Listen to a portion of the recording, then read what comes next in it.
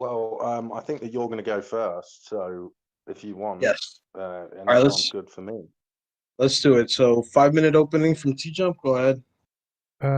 Naturalism best explains everything. There's no reason to believe in a god. Done. Go. All right, good. So 5 minute opening from Foxy. Go ahead. Oh, was that it? Okay. Okay. Well, I'm going to bore you to death for a little while here. So thank you for moderating as well, Frank. Good to see you there. What is it? In order to know anything, you need a system by which you can evaluate truth claim. In order to know something objectively, you need an ultimate authority that dictates the truth value of claims. TJump has no system by which he can justify things to an ultimate standard. This means any claim that he makes, that there could be some variable that undermines everything he says. If someone affirms a position like God might not exist, that is a positive statement. Therefore, the burden of proof would be on them to prove the position. Obviously, TJump will struggle to prove anything external to his mind, as he doesn't hold a God position. Sorry. And he can't debunk hard solipsism. So all we will hear today is assertion on assertion at the base level, till the base level where he presupposes. Oh dear, I've read that wrong. Okay, so all we'll hear today is assertion on assertion, which he presupposes at the base level. Then he will go on to criticize my position because he claims I have no grounding. Obviously, this is an ungrounded presupposition because he doesn't understand the difference between presuppositions and revelation. Having watched TJump versus Darth and the way the debate went, I imagine TJump is going to be very difficult to talk to. Hopefully today we can find out the method by which TJump evaluates truth claims and whether the system he uses is reliable to evaluate the truth value of claims to an ontological standard. TJump has developed a way to answer questions that is evasive, to say the least. But after seeing him debate Godless Girl on modern day debates, it is clear that he has no ground to make claims about truth to a level he could not be wrong about. So I hope everyone will bear that in mind when he says claims about absolutes like his catchphrase, reality is reality. In order to justify that claim, he has to assume he is logical, the world is based on the world works based on logical principles, that the things he has learned are correct, that his memory is reliable, and much, much more. So let's see if he can demonstrate that today.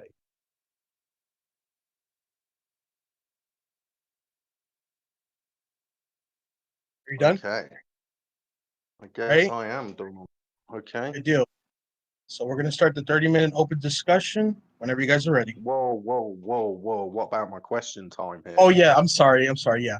Go ahead and ask your 10-minute question and go ahead. Okay, so just one more statement. Either truth reveals itself to you or truth doesn't reveal itself to you. If truth doesn't reveal itself, then how could you know anything? So, TJump. What? 1 second. Okay. Are you cutting out or just Would pausing? someone, obviously I'm pausing. I just misread something, so I'm all over the place. Okay. So, would someone that doesn't know anything know that they don't know anything? No idea. I see no relevance to the topic. Well, the topic's just Christianity versus atheism. I mean, Yeah. So I have I no mean, idea if someone could potentially. if someone didn't know anything, they would essentially be a rock. So it doesn't know anything. So asking if it can know that it doesn't know anything would be a contradiction. It's completely irrelevant to the topic. So is it a no? Couldn't know anything? I guess I don't really care. It's not can't know relevant to the anything? topic. Like, can rocks not I mean, know they saying know nothing? reality is reality isn't relevant. Okay. What? That's exactly the same as saying reality is reality. What is Saying, look, would someone that doesn't know anything know that they don't know anything? again? I don't see how this is relevant to the topic. Because we're talking about, you know, how you justify your worldview at the moment. Yeah, I don't see how that is connected to how I justify my worldview. Because my worldview starts with I think, therefore I am. So I exist. I know I exist. I mean, you've got to try and answer in good faith. Come on now. Not really. So somebody that doesn't know it. Come on. Okay. So well, what, that's a bit show disingenuous. Like, ask a question relevant to the topic, not random questions. Like, so my worldview starts with I think, therefore I am. So I know I exist. So I don't care what rocks can or can't know. Okay. I don't care. Okay, well, I mean it's a bit crazy that you're not willing to answer my questions. If I ask you other questions, are you just going to refuse to answer them? If they're random gibberish that have nothing to do with the topic, yeah. I don't want to talk about random gibberish. Like, so you could just say everything's not to do with the topic. Obviously, I'm trying I could say that, but I'm not going to. So my worldview starts with I think, therefore I am. I know I exist. So talking about what things who don't know anything is irrelevant because that's not a part of anywhere in my worldview at all. Okay. Okay, let me ask you this then. Hopefully you're not going to be so evasive. You know, maybe my opening statement was correct. Is it possible that the material world never existed? That's everything external to your mind never existed. Maybe. Is it possible that is it possible that the material world doesn't exist? Like, because if it does exist, well, then if it currently exists, then no, it's not possible it never existed. So either it did exist or it didn't exist. I'm just asking you, is it possible that it didn't exist ever? It's just a sure. It's possible that there isn't a physical world and it's just idealism is true. Idealism is possible. Obviously, then it would follow that, you know, maybe it's possible that dinosaurs never existed. Sure. Okay, well, then maybe it follows that maybe the Earth is flat. Yep, if we're in the Matrix, the world could be flat.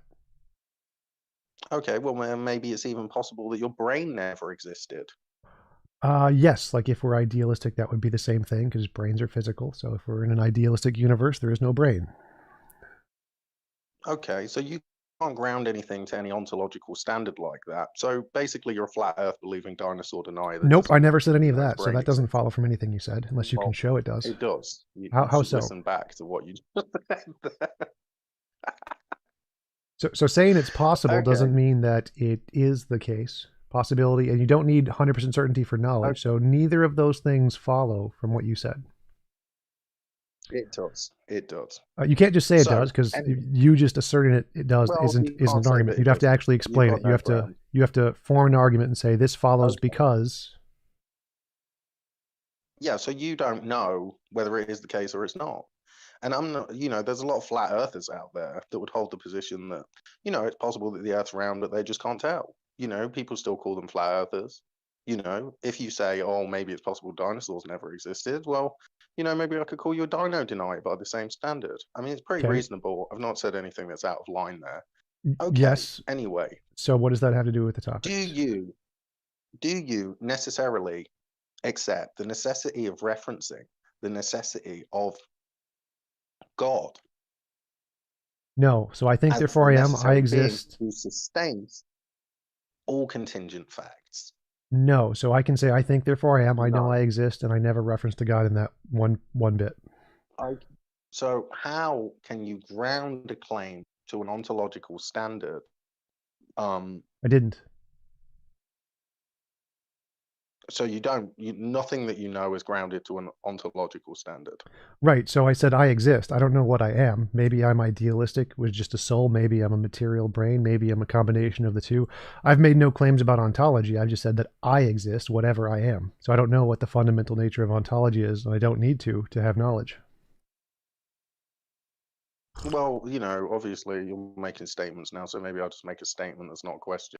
If you don't accept the self-revelatory revelation of the Christian God, then you'd have no grounding to justify that, your sense perception was working reasonably reliably or like that. I didn't say anything about my sense perception. Anyway, if you deny the necessity of God as the necessary being who sustains all contingent facts, then that is a de facto denial of the Christian God. Wouldn't you agree?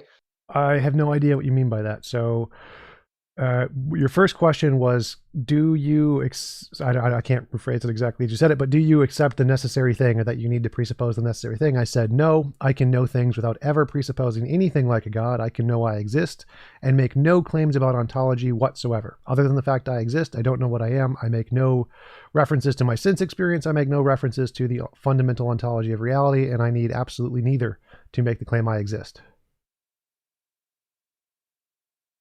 Okay, it's very interesting that you put that position forward, but actually I just asked you if you referenced, God, the necessity of referencing a necessary being. Right, and I said no. In order, because so what I do, what I reference is my existence. I exist. That's what I reference, and I reference literally nothing else. So there's no reference to a God there.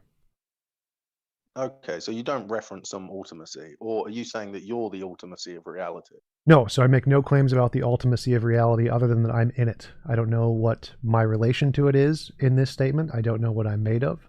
I don't know if there's a God or not a God. I make no claims one way or the other. All I claim is that I exist, and I presuppose nothing. So is it possible that everything that you know is actually contingent on there being a creator God which created and sustains you? Is it? I don't know what that means. So it's not possible I could be wrong. No, it doesn't matter what way the world is. I'm not saying that you're wrong about the fact you exist. I'm saying, is it possible that you're wrong about the fact that you don't need a creator God, that you're not, in order to state anything as true? Wait, are you asking, is it possible there is a God? Yes, it is possible there is a God. Okay, beautiful. That will do. Okay, so we've done it. We can move on to the open discussion. Okay, 30-minute open discussion. Go ahead, then. Ooh, that's low. All right, so sorry about my volume. Oh, I appreciate the honesty as well, TJump. I wasn't expecting you to be, especially after the first question, I wasn't expecting it to be that easy to get you to go through the questions, but yeah, I appreciate it. Yeah, I mean, the first question just didn't seem relevant to me. Like, it seems like just a can a lie or not lie? So it seemed like a paradox. But yeah, so my question is like, is it possible for there to be a universe with a necessary thing that isn't conscious? No, the necessary, the ultimacy that sustains everything must exist necessarily. So I agreed with that, but I took out the consciousness. So we can still have an ultimacy, a necessary thing. It just has no consciousness to it. So there's a necessary quantum field. Go ahead. I think that then we'll get into, so then it will come down to like, is it possible for an unconscious ultimacy, some ultimacy that has no conscious capabilities, would be able to sustain our ability to choose freely? Now, I think that obviously, and maybe you'll agree with me, that we live in a deterministic, like every action has an equal and opposite reaction. Every action's governed by a previous reaction in the world that you perceive, right? Yeah, the world is partially determined and partially random, and just a combination of those two things. So where do you see randomness in the universe? Can you justify knowledge of that claim to an ultimate standard, or is that just an assertion, an ungrounded assertion? What does this have to do with the question? So my question was, like, I base that off physics, which is all induction, but that's irrelevant to my question. My question was, is it possible to have an ultimate thing which isn't conscious? And then you said free choice. Like, so I think free choice is impossible. It's not even logically coherent. So that would essentially refute that argument off of the first stage. But even if I granted free will does exist, free will could also be a product of a non-conscious thing. So you wouldn't need a conscious thing to do that. So neither of the. Well, I wouldn't say that you refuted it. I'd just say that you asserted that free will didn't exist and everything was determined. Right. But So if you I'm were saying to- for anyone who accepts my logic that it's logically impossible, that argument is immediately done. But I can grant the argument and say, okay, there is a free will and we do have free choice, and say that's still possible without an ultimate mind. So it wouldn't matter even if it wasn't the case. Well, I mean, just one more question, I guess. Logically possible that you're entirely illogical. No. How could you justify? Sorry. Because I can't be wrong about my belief I exist, therefore I have to be in some part logical. I mean, I'd agree that you have to be in some part logical, but I mean, from your perspective, like, do you have like some kind of grounding principle that allows you to proclaim that, or are you just saying that you know that you exist and so therefore you must be logical in order to work that out, even though, well, that's just an assertion again? Well, so because in my claim I make no claims about what the fundamental nature of reality is, whatever the fundamental nature of reality is, it sustains the fact that I exist. Therefore, my description, my language that I use to describe that, which is logic, must necessarily be correct because it must necessarily be describing whatever the fundamental nature of reality is. So I can ground my knowledge in whatever the fundamental nature of reality is, regardless of whether or not it's a God or not. Nature of reality? What? Isn't that a claim about the fundamental nature of reality? No, because I'm not saying anything about it. I'm just saying it's there.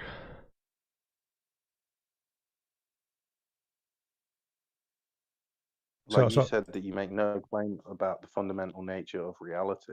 Yeah, other than the fact that it's there. Okay, so that is a claim about the fundamental nature of reality. Sure, but that follows from the fact that I exist. Well, obviously in order to, doesn't just follow from that. I mean, you obviously have to presuppose that you're logical, that the world works based on logical principles. I mentioned that right at the start of my opening. Nope, I don't have to presuppose any of that. Obviously. Yeah. Nope. So because I exist, like, logical?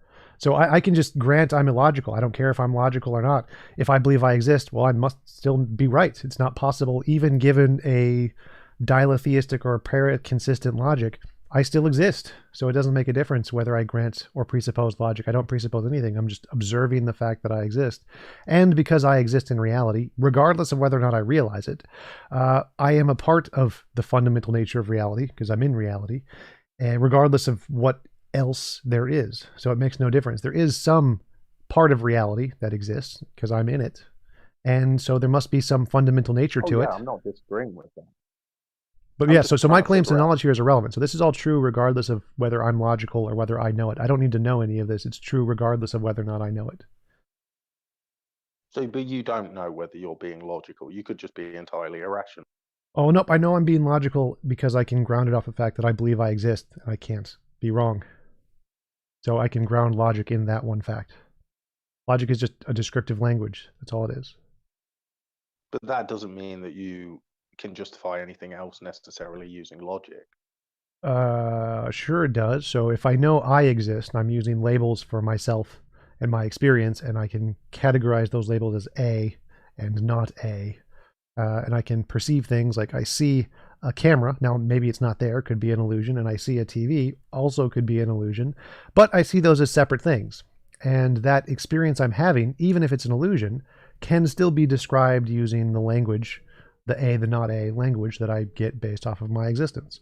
So logic as a language can be applied to things, and I know it can't be wrong, without any reference to any ultimate nature of reality. It's just using the fact that it applies to my own existence.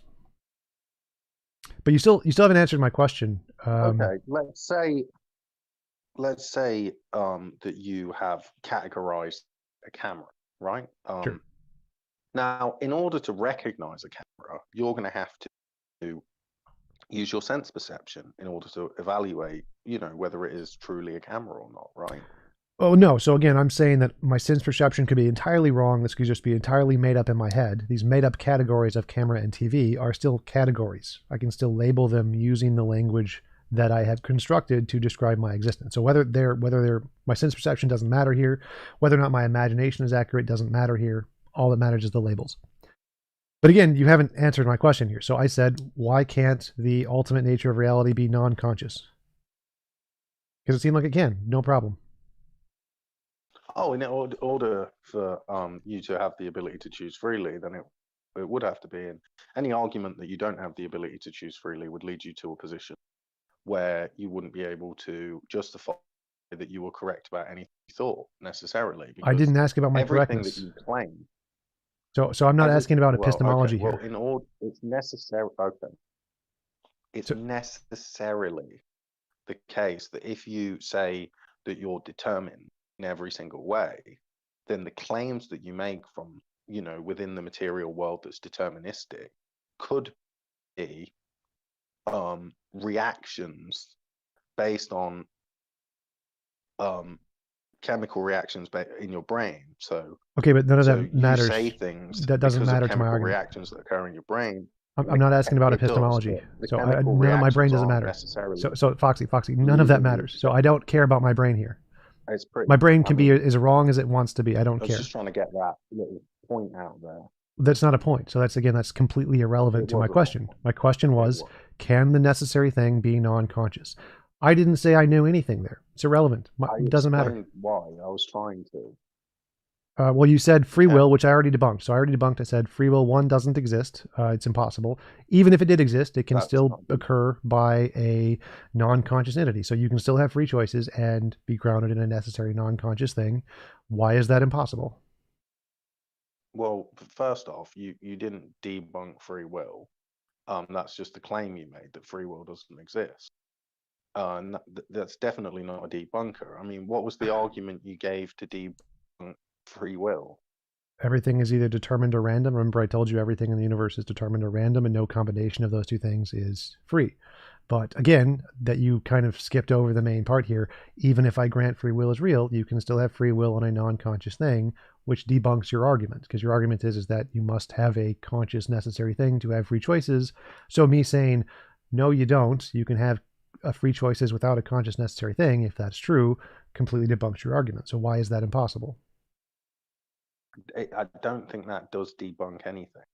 Okay, so you've said that it's either random or it's determined. So no, again, so that's totally irrelevant. You don't totally irrelevant. So again, my argument is that even if there is free choices, you're just going to talk for the next thing. Well, yeah, if you keep going down irrelevant points that don't actually address what I asked, I'm going to stop you so we can try to get to what I actually asked. I am not going down irrelevant That's points. literally what you are. So stop and listen and let me explain to you. So I don't care if free will exists or not. Either way, you lose. Stop. So if free will exists, Foxy, stop and listen to the actual question and then respond. So you said that if there is free choice, in order for it to be grounded, it must be grounded in a conscious necessary thing. I said no.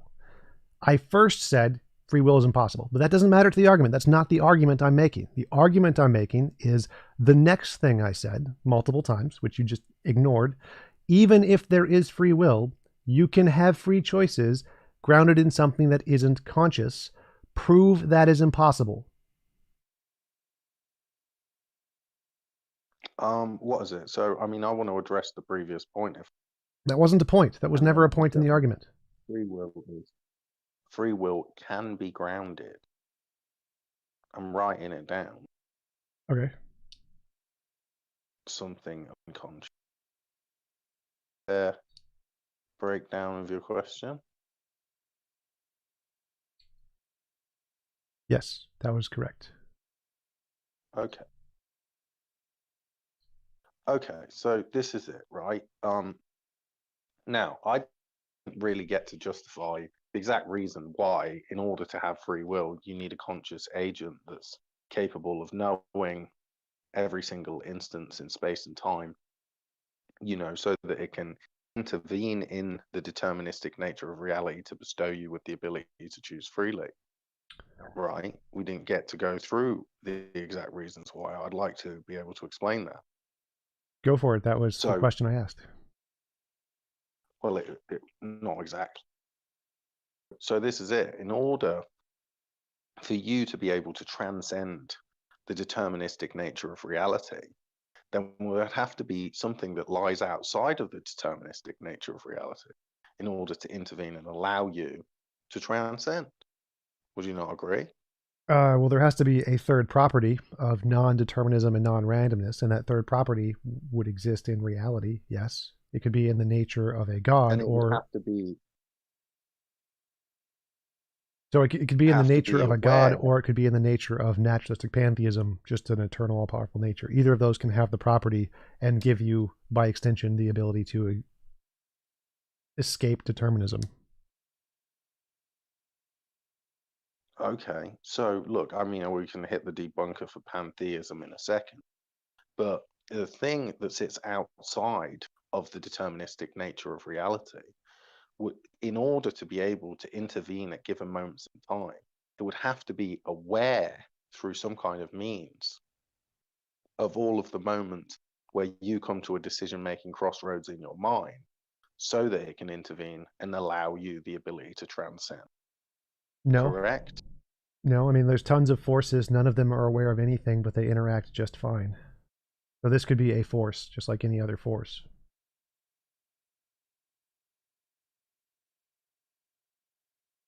Something that wasn't aware of you coming to a decision-making crossroads in your mind, be able to intervene at that moment in order to allow you to the ability to choose freely in that moment. Because there is a third process, the freeness process, if you want to call it, and that process can be a result of a law of nature that we haven't discovered yet. And so that law of nature can imbue us with this third process. It doesn't at all times. We always have this process there. We are only activating it at certain times. So what the thing would have to be able to do is to know every single person's mind, and it would have to be able to react based on the workings of. So that wasn't in my analogy. Remember, my analogy is it's a law of nature that is everywhere. It's universal like gravity. So it's always there. So it doesn't know anything. It has no brain. And our brains act in such a way that can interact with it.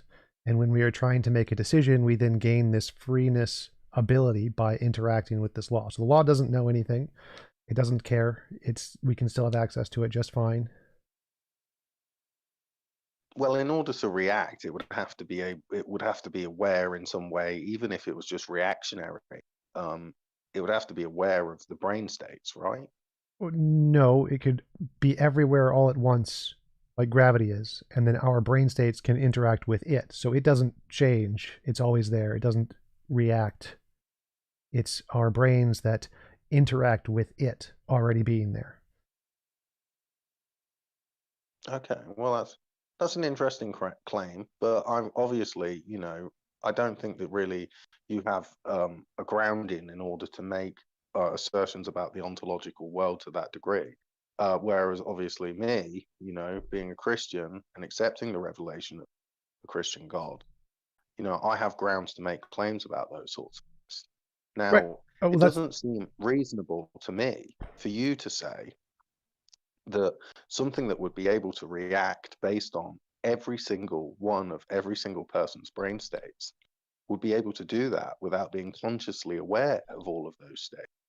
How would something be able to institute your ability to make free will conscious decisions if it wasn't consciously aware of every single one of your brain states? The exact same way And photons interact with our eyes, even though the photons aren't aware of when our eyes are open. They're always there, and we open our eyes, and then we see the photons. So my question to you is why... So that's the question is you are asserting that there's a difference between these two, that you're having a God to ground the free choices thingy is somehow better than having this law of nature to ground the free choices thingy. And I'm asking how, like, what is your basis for concluding one is better than the other? Well, the thing is that consciousness is very different to a photon, right? Because your ability to be consciously aware of the world around you and stuff like that, and be able to rationalize, you know, based on logical inferences in your mind, right? Much different to the idea of, you know, just a photon bouncing off of, you know, your retina or something. It's a much more complicated process. It's much more involved. And in order for something to be able to do that on a level where it's not just doing it for me, it's doing it for you and every other person in the world simultaneously. I mean, I feel like it, you know, is a bit of a stretch to say that it wouldn't be consciously aware itself. You know, it has to be able to react based on all the things in the universe, right? It has to be able to transcend the thing. It has to be able to transcend the set of all things, right? It has to be able to intervene to allow you to make free will decisions based on your own person. So it just, you know, there's not anything that you're really offering up as, you know, a good reason why it wouldn't be able to do that. And maybe we can hit this pantheism thing, because you said, well, maybe it could just be a pantheistic Before we get to that, I but wanted to mention that if we look at all the different things that could be candidates for a universal instantiation of some ability, gravity and electromagnetism and the physics forces are the best candidates for things that are actually universal. Minds are not. Minds are very particular things that exist in very particular locations, as far as we can tell. So if we want to say that there is this free will ability that can permeate all space and time, it's a better argument to claim that it's more like gravity and a law of nature that isn't conscious than to say it's conscious. It is a far stronger argument to say it's more like gravity, if we want to say that it permeates all space and time, than to say it as a mind, because minds do not permeate all space and time. You wanted to bring up okay, pantheism. well, I mean, gravity is not conscious. Okay, Right. that's the next one. Yes. Gravity is okay. So pantheism. So the thing about pantheism is that pantheism, and I hope you'd agree, is that everything is God, right? Nope. That's just a version. So what when you're stating pantheism here, what do you mean by that? Eternal, all-powerful nature, no mind.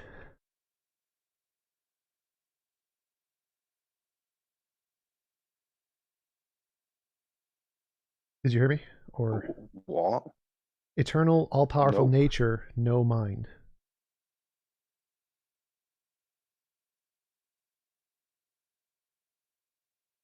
No, all-powerful nature, no mind. 10 minutes. So love it, thank you. So see, the thing about pantheism is that it always leads to a contradiction. Because if me and you are God and we disagree, contradicts himself. So again, pantheism isn't everything is God. So that's not the case. Well, that's sort of what the pan means. All eternal, all powerful nature. We part of nature?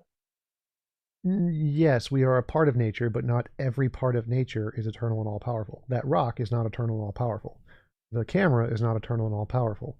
So the fact that some parts of nature are eternal and all powerful does not mean that literally everything in nature is itself eternal and all powerful. It's composition division fallacy. So naturalistic pantheism can be understood that there is a quantum field, and the quantum field is eternal and all powerful, and it created all the contingent things like us and gravity and all the other stuff.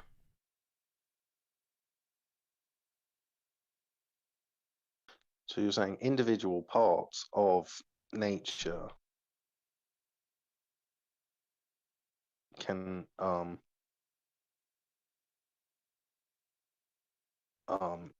even though they so So what you're saying is like essentially like what would the word be for that? Sorry. So it's like a collaboration of all things is what makes something true. So if me and you disagree, that doesn't matter. But if the majority of reality, let's say, all coalesce in a particular way, then that's what makes something. No, truth is a property of sentences. If the sentence corresponds to reality, then it's true. The synthesis. Like if I said, the world is round. Now, if it's the case that the world is round, then that sentence is true. But you don't know whether it's round. Well, whether I know it is irrelevant to a truth claim. So truth is true regardless of anybody knows it. Right? You would agree with that, right? Like if God has something, I'm sure there's things God knows that you don't know, and those things are true even though you don't know them, right?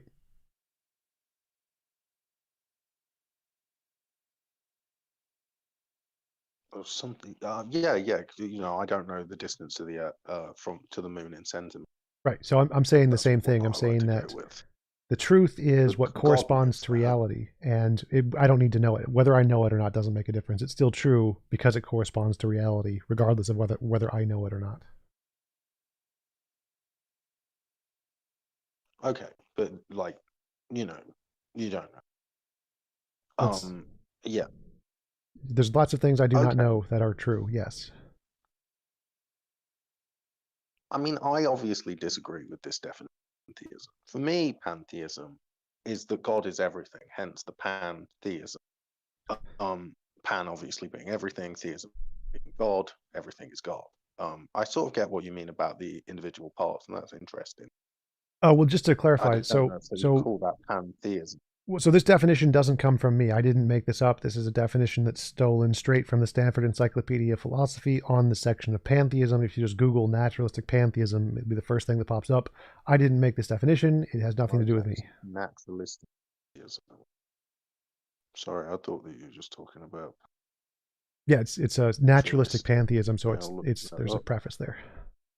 Very interesting. SEP, Stanford Okay. Encyclopedia of Philosophy, Wolfgang. Okay. You made the claim that gravity is not conscious. I mean, do you want to Yes. just break that down for me? Like, how do you know? I mean, if you don't know that the Earth is necessarily round, I mean, then maybe how would you know that gravity wasn't conscious? We're just going Have you based off ever of. heard Dolph say Well, Peter sleeps fast under the West? I'm just going based off of induction. The only Just, things that we know are conscious have brains, and we doesn't seem that gravity has a brain anywhere, as far as we can tell. but you can't Right, we can't tell with absolute certainty, but we don't need see to. that. Okay, so you don't know. We don't need certainty for knowledge. Oh, I thought you needed it to be true. I mean, can something that's possibly false be true? Something is true regardless of whether or not I know it with certainty. So it is either 100% true that gravity is conscious, or it's 100% true that gravity is not conscious.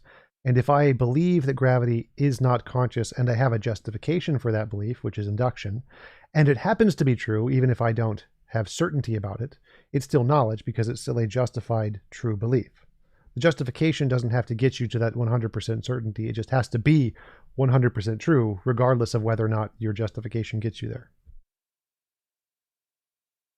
Very interesting. Obviously, I don't know if you know, we've had a lot of conversations about this in the politics and religion chat. So that sounds like a form of fallibilism, justification. Yes, correct. And belief doesn't have to be true. So you wouldn't say that you know anything then. You could be justified and you could believe it, but you wouldn't necessarily know it's true. Anything external to your mind, that is. So I can know with 100% certainty many things from my internal perspective, but I can't know with 100% certainty things outside of my mind. No, but I still know them because you don't need 100% certainty. There's still knowledge. I thought that knowledge needed it to be true, and if you can't know that it's necessarily true, then you wouldn't be able to justify claiming knowledge. Correct. It You've does got need. justified belief, but you've not got knowledge Well, necessarily. remember, so It might be knowledge, but you've got no way to account for knowledge to that degree. there's a difference between knowledge and certainty, certain knowledge. So you're right, it has to be true to be knowledge, correct, justified, true belief. But the justification doesn't have to be 100%. That's the part that you keep talking about when you say you don't know it's knowledge, you don't have 100% justification, is the part that you're arguing against. But that doesn't change the truth value. The truth value is independent of the justification value. So my justification value, as long as it's above 50%, I don't have to have 100% certainty that it's true to still call it knowledge. What is this? What was the topic that we were leading into? What got us here? You were saying that Gravity isn't basically conscious. you made the claim that gravity isn't conscious. I just wanted to, because you obviously don't know whether the Earth's necessarily round. I just want to clarify.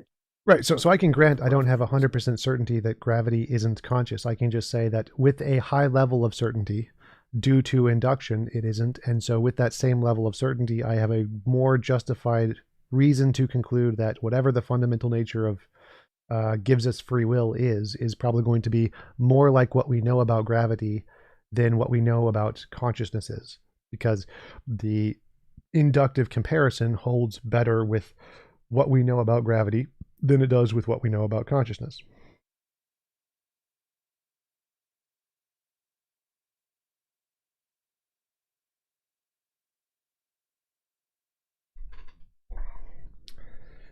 Did you have any other reasons, or that the necessary thing can't be naturalistic pantheism, a non-conscious thing other than free will?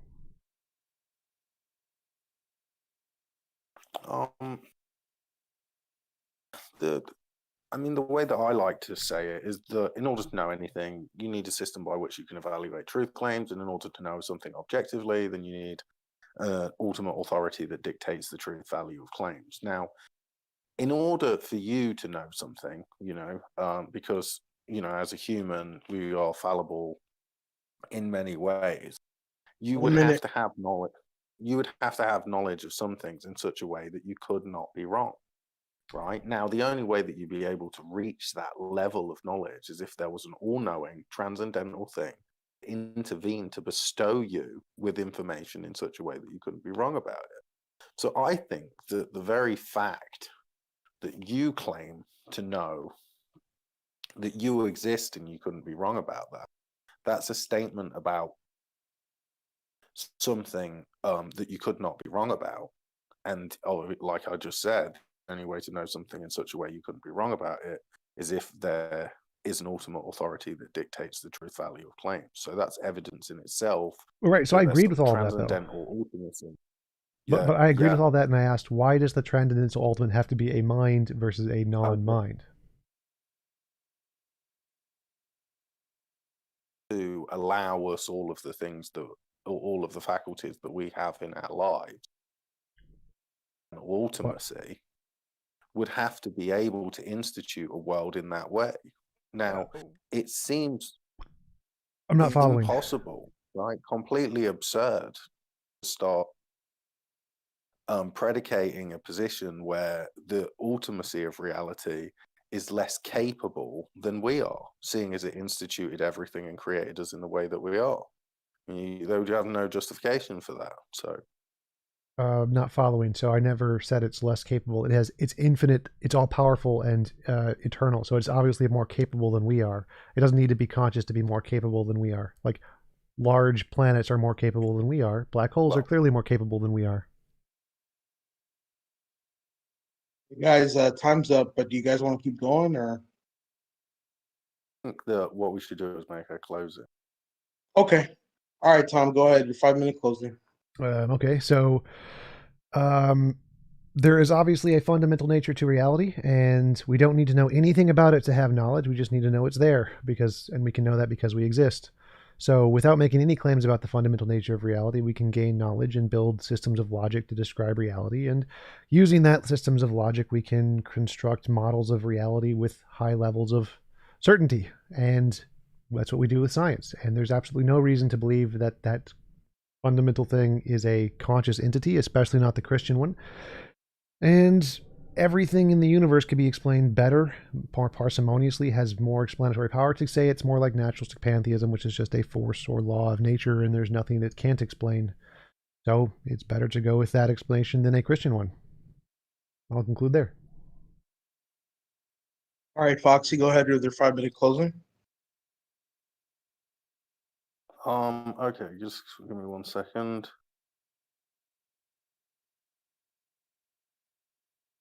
Okay, sorry, I just needed to put that down because I'm of thought. Okay, super. So obviously, the whole point about, the transcendental ultimacy, being conscious, you said obviously it needs to be more capable than us. And I think that the claim that it needs to be more capable than us, but it doesn't need to be conscious necessarily, I don't think that that would make it necessarily more capable than us. I mean, how would it be able to institute a world where we have the ability to be conscious in the way that we do if it wasn't conscious itself? It doesn't make sense that it will be able to intervene, create everything, bestow us with the ability to choose freely, unless it had some idea of what it was doing. Obviously with all the complexity in the universe, I mean, maybe I could make an argument for intelligent design, I'll just say that you already understand how that follows.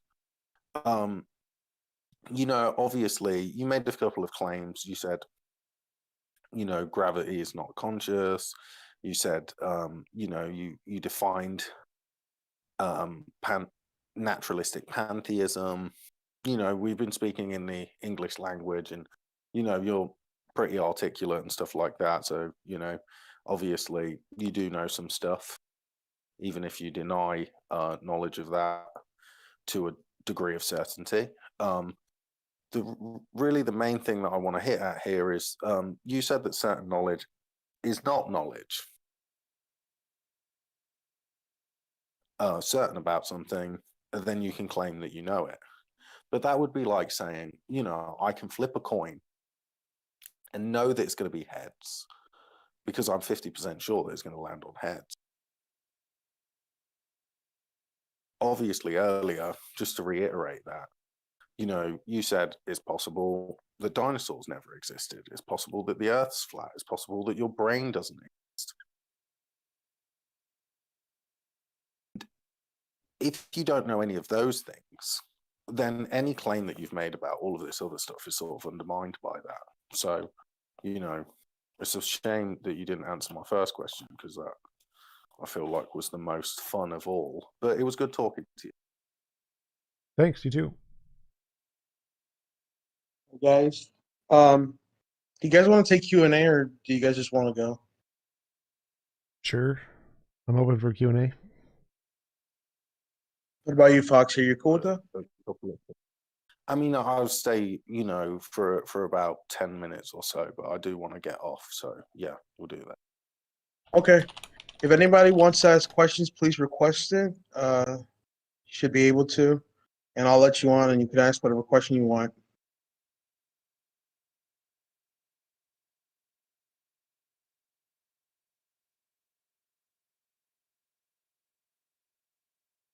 So a question for TJump. Are you going to debate Godless Girl again anytime soon? Sure, if she pays me $50. Oh, yeah.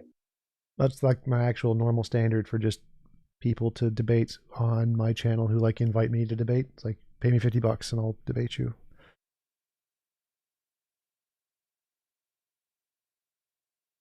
Expensive. Then Dillahunty charges like $500. TV. He charges you £2 a go to play him on the UFC game. So Keenan KTV, if anybody's interested.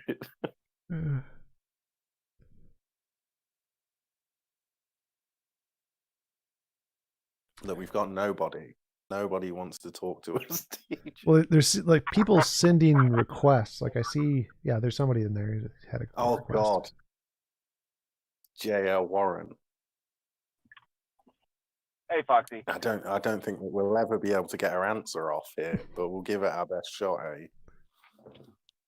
Well, it's really more a question for you. So, is your God a logical being? And if so, why can't I just appeal to the laws of logic that transcend that God and the universe for my ontology?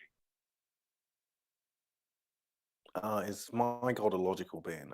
God is logical, and if you claim that the laws of logic are the ultimate out then?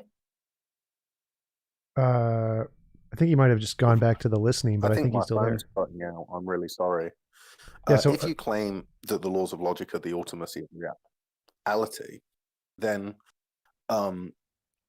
the problem would be is that what you're saying is that there's nothing that underpins and upholds the laws of logic. So you'll basically be saying they were eternal. But how would you be able to justify that the laws of logic were eternal unless you had some kind of foundation from which you could make claims about the eternal nature of any given thing? I mean, it doesn't make sense to affirm something is a particular way eternally if you have no grounding by which you can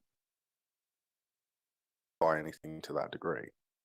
I think his question was like, if God has to obey the laws of logic, like God can't be God and not God at the same time, then God is subject to the laws of logic which are above him, and he would use those laws that are above God as his justification rather than the God, something like that.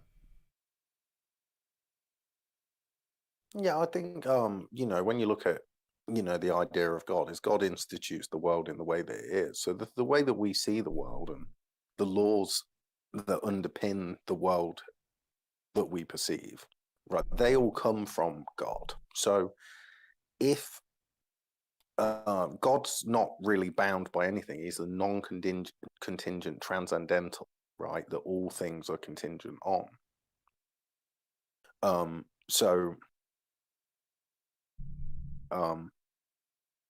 It just because we perceive the world in a particular way where A cannot equal not A, that doesn't mean that God, even though obviously it's not within his nature to do so, wouldn't be able to transcend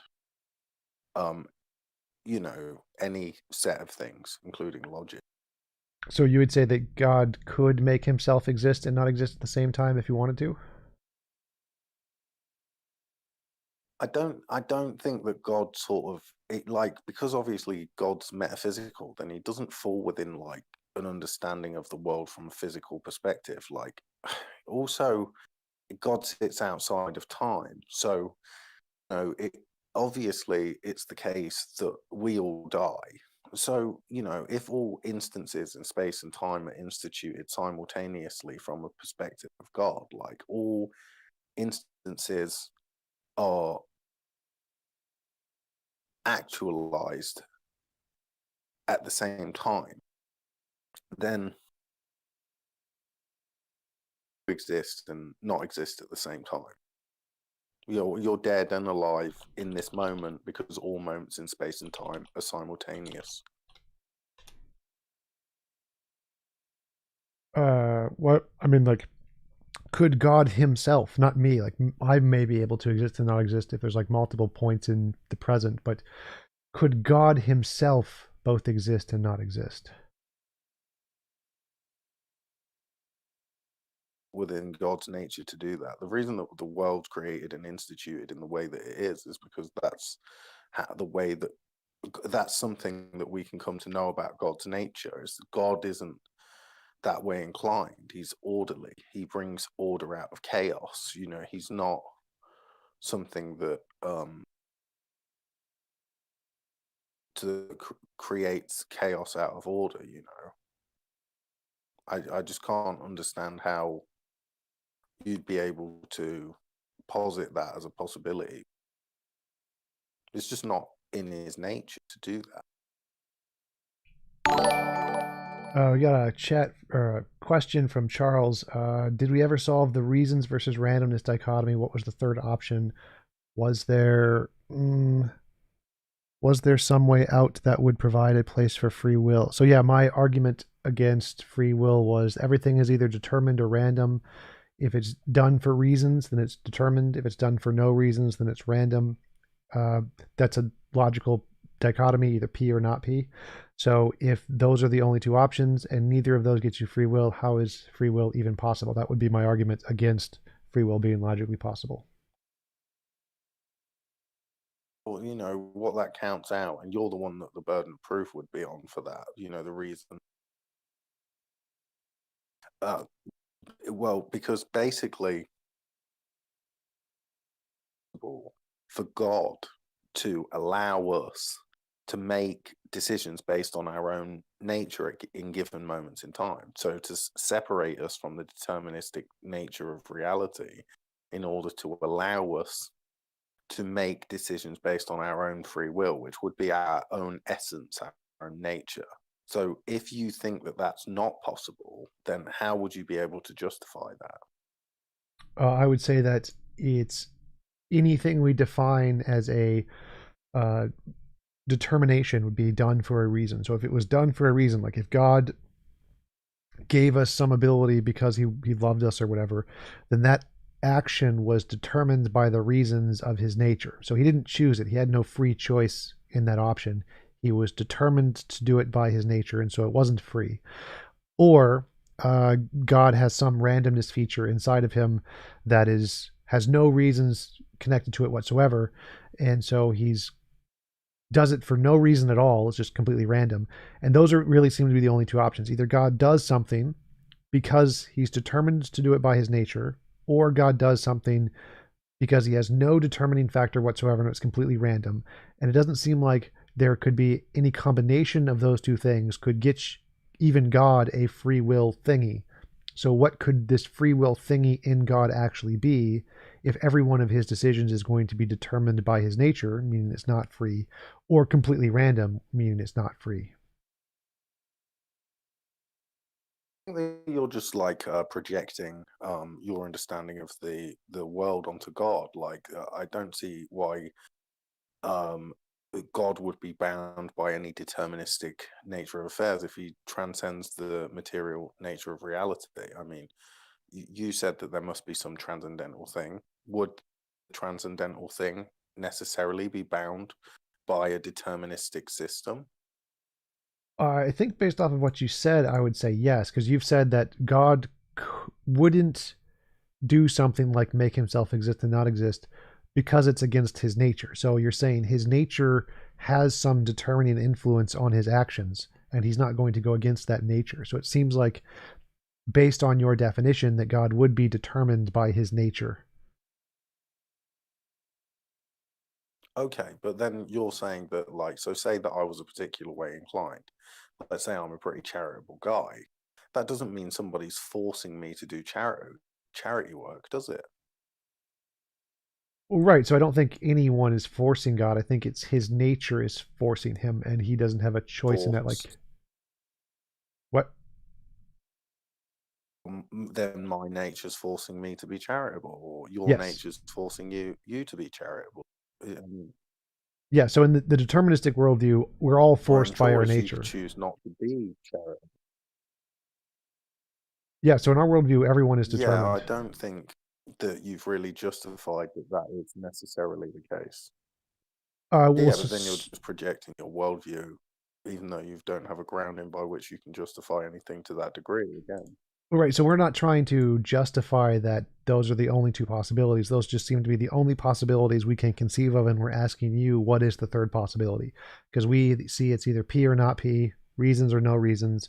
And we're asking, what is the third possibility? Because you're the one claiming that this third possibility exists. So you would have the burden of proof to show that there is such a thing, or that such a thing is possible. Yeah. Well, I think that you'd have the burden of proof to show that it's not, because you made the positive change claim that it's only what's it, random or reasons, right? You made that claim. Now the thing is that, you know, you've not justified why there couldn't be a thing, nature, and that doesn't mean that it's necessarily bound by its nature. Like maybe it could transcend its nature in a particular way, like, you know, how humans do. They do something that they don't want to do. Like maybe, you know, I didn't like the idea of coming here and debating you today, but I decided to come and debate you anyway, you know. And points that when you say he's bound by his nature, right? Christ is rising. His nature is him, TJump. His nature is not outside of him. So you're just saying he's bound by himself. I don't see what the point of that is. Well, it would be, is God's nature determined by his conscious desires, or is his conscious desires determined by his nature? Like, can God change his nature at will, or would God not be able to change his nature by will?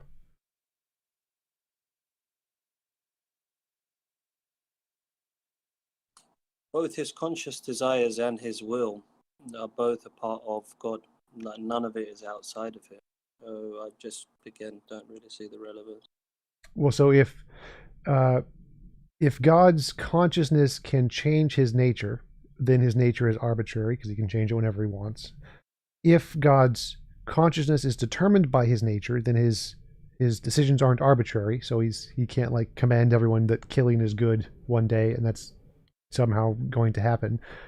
And because it's determined by his nature. So the question here is like, which part of his nature is stronger? Is it his inbuilt determined nature of his features essentially, or is it his conscious desires? Which one wins if they conflict hypothetically? It would be that they would be in perfect sync, in perfect synchronization and harmony. Right, but that isn't the question. So the question is if God changed his mind consciously, is that impossible because his nature would prevent it? Or if it is possible, would that change his nature?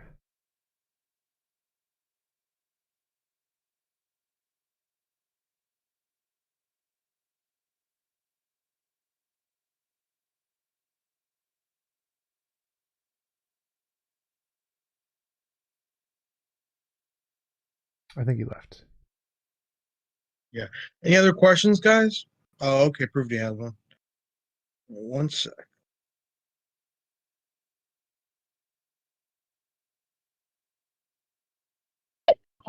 This question is for Foxy. So I think TJump has clearly presented a logical dichotomy, right? When it comes to determinism and randomness. And you're saying that there's something else that is also there with God, which is why he's not bounded by that. So, but it's not really reasonable to say that because these are the only things that we can perceive, right? As using reason and logic. So how do you think you're justified?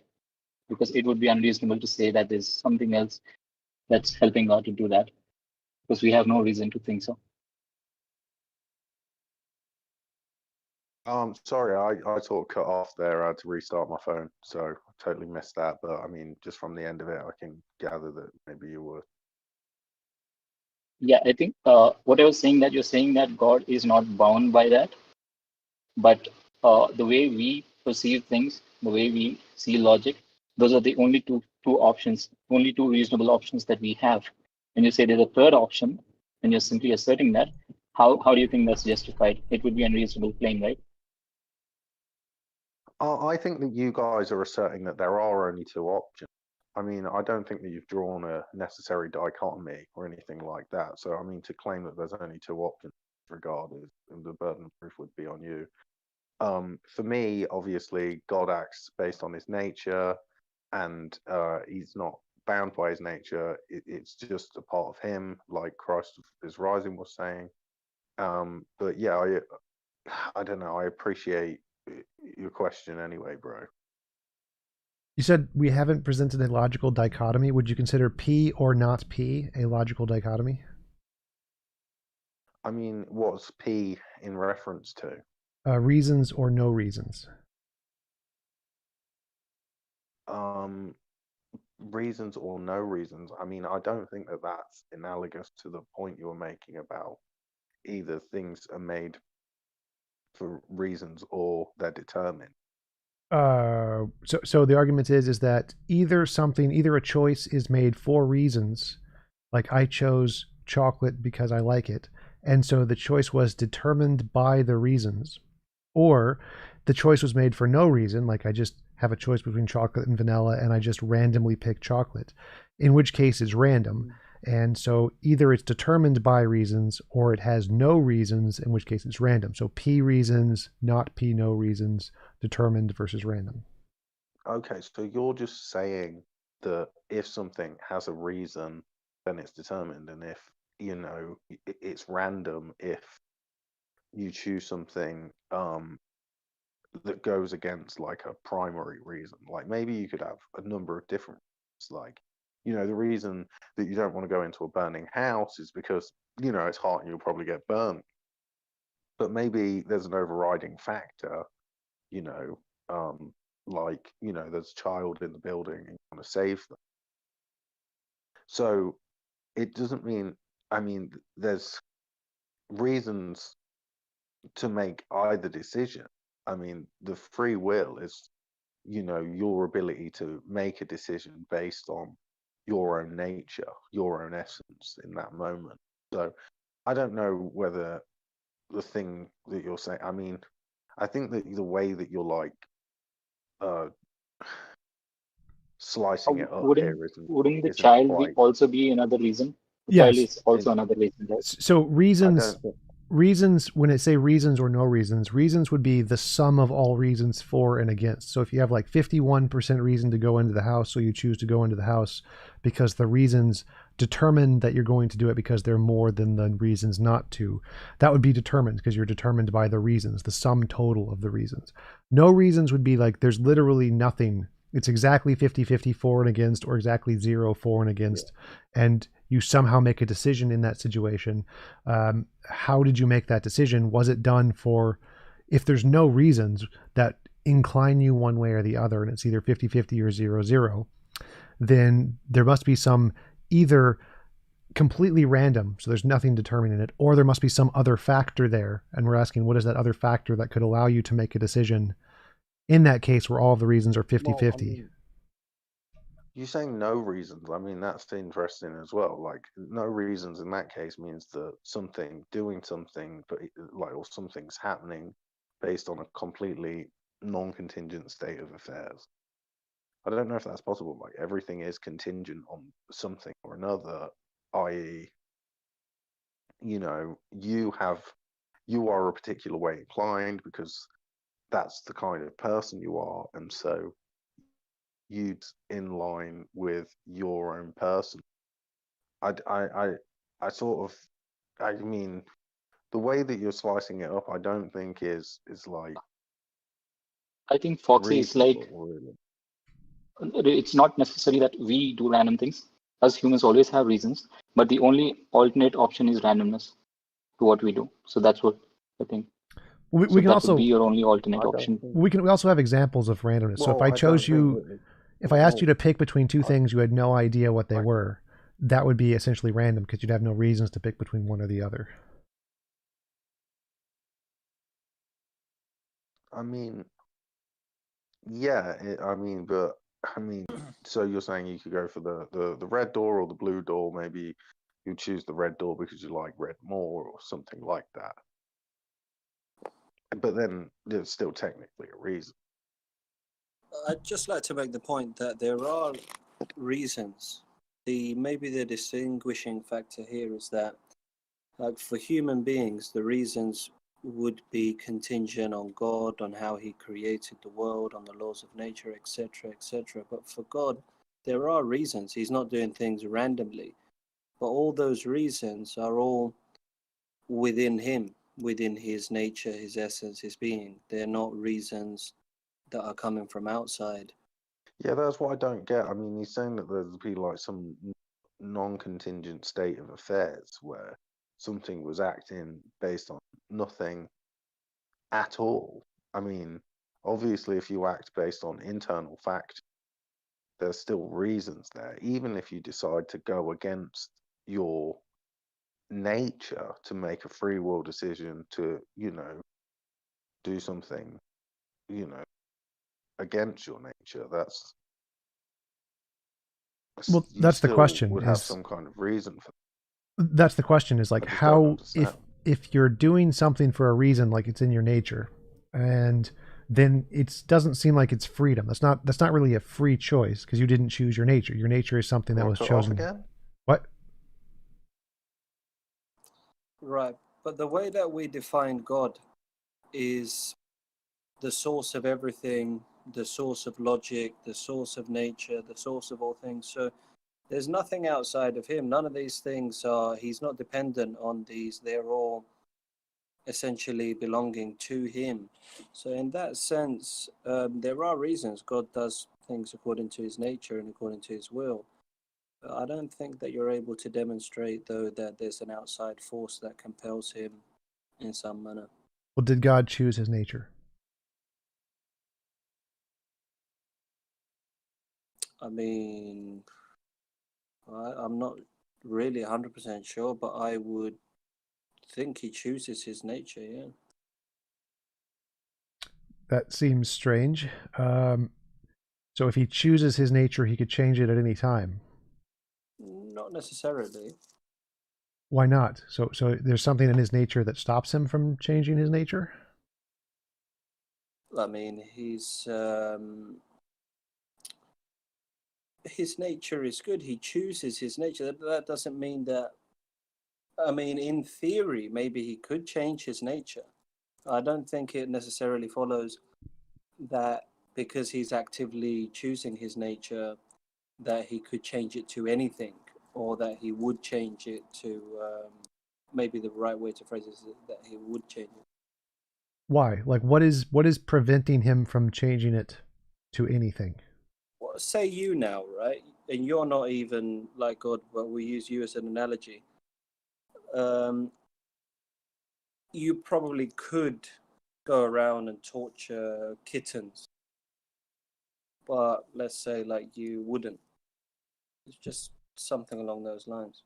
Yes, but I wouldn't because I'm determined by my nature. My nature is that I would feel bad doing it, so I wouldn't do it. So I'm determined to not do it by my nature. I don't choose to not do it. I am incapable of doing it because it's against my nature.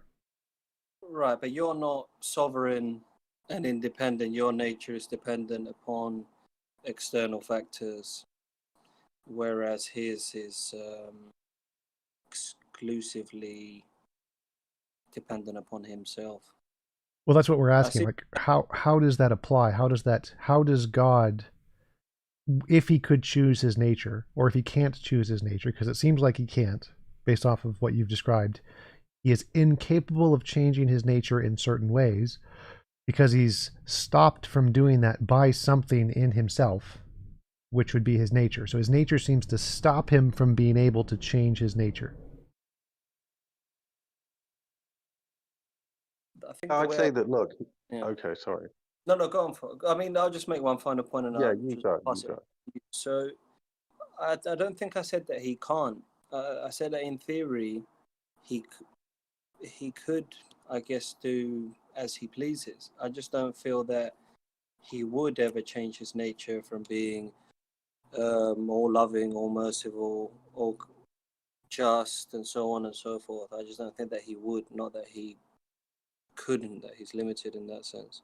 Right. So just to clarify, when I say couldn't, I mean he wouldn't. Wouldn't would be the same thing there.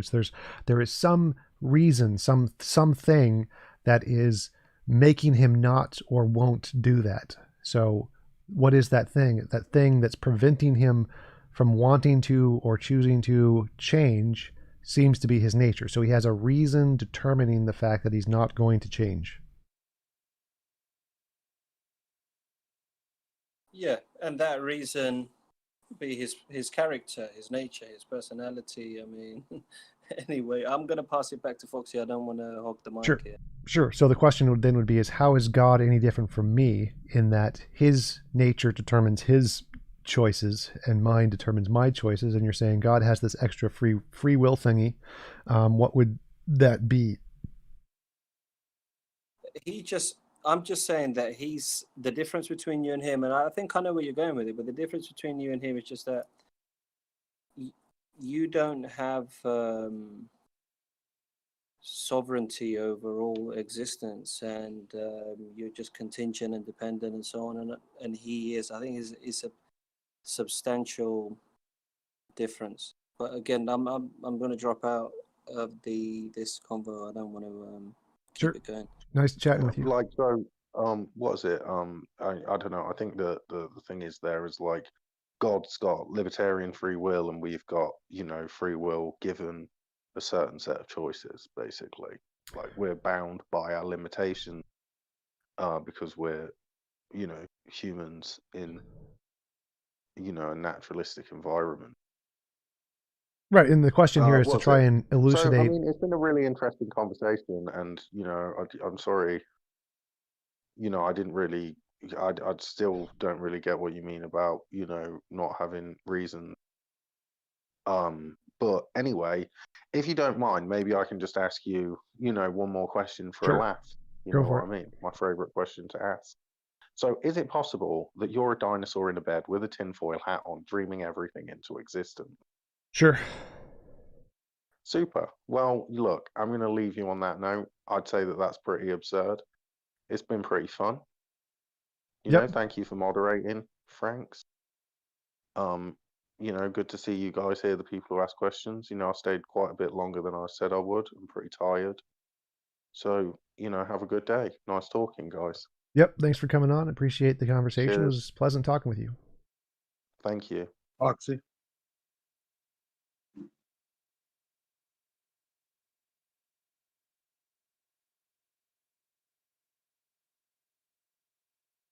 All right. That was fun, guys. I will talk to you later. I'm going to go get some dinner. Thanks again for hosting. Frank, see you guys